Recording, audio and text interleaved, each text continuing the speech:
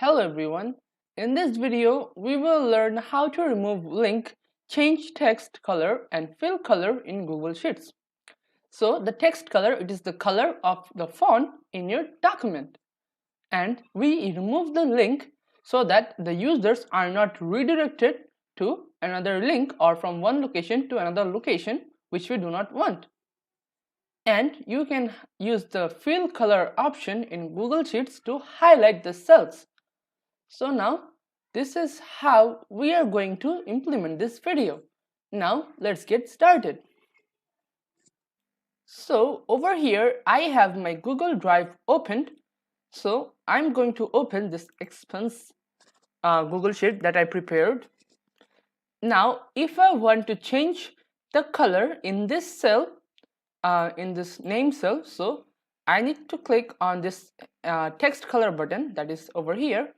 If I click over here and select let's say we select something this, and for this month cell we can change it to red, and for this amount cell we can change it to blue. So now as you can see that these colors are obviously different from the black over here. So the default color is selected black, but you can change it to any color you want. So this is how you can change the text color.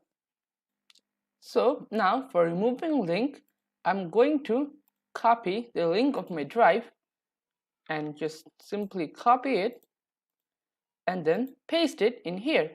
Now as you can see that it is like a link as it is showing, but I don't want my users or anyone else to get to my link. So what I'm going to do is I'm just going to click over here on the remove link option. Now they won't be redirected to the link. And now let's say we want to fill color inside this row. So what we can do is we can manually select them, and also we can select the entire row and then just click on this bucket icon, that is the fill color icon.